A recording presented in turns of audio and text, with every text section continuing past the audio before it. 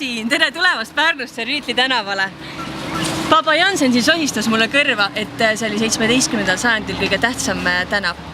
Vanasti oli see põhikohaks, kus sotsialiseeruda. Nüüd on seis selline.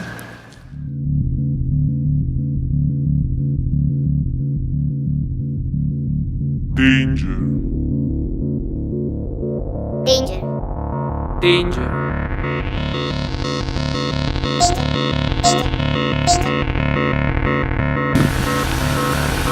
Tere, vaadake, see on meil siin siis jalakäijate tänav. Jube hästi tuleb see jalakäimine välja siin, eks ole, tüdrukud?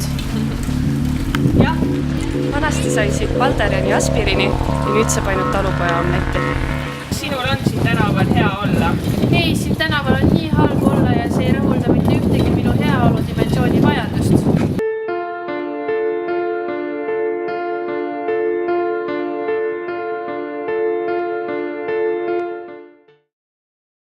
Aga tegelikult ei ole asi nii hull. Okei, tegelikult ei ole asi nii hull midagi. Hetkel on Rüütli tänaval väga palju eriilmelisi rõivapoode.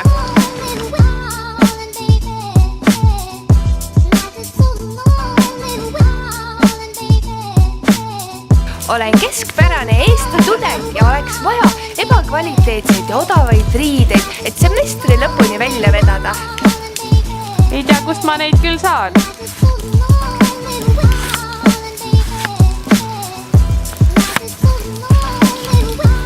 Vanasti oli siin hoopis Kungla kohvik ja kultuurimaja. Rüütli tänavale annab uut hingamist Eesti moepood silmet. Osutus tingele! Oota, ütlen niimoodi või? Käib. Ära pane kinni. Käib! Oota, pane kinni. Oota, ma tulen. 1, 2, 3. Ma ei tea, mida ma ütlen ju. Tüdrukud, mida teie teete Rüütli tänaval hommikul? Sina! Mina külastaks George'i ja sööks sealt hommikuputru. Aga mina läheksin hoopis Kadri kohvikusse.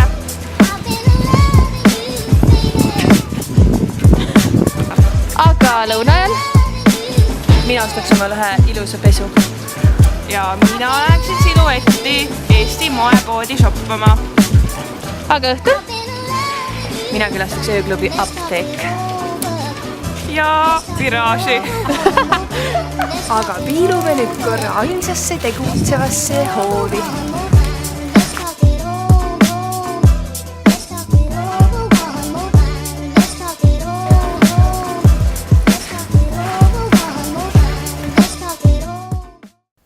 Järgneb ajurünnak.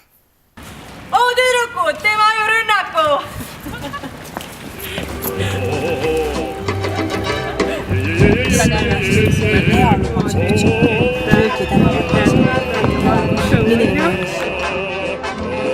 Nüüd esitleme teile meie visiooni heaolu tänavast. Just nii!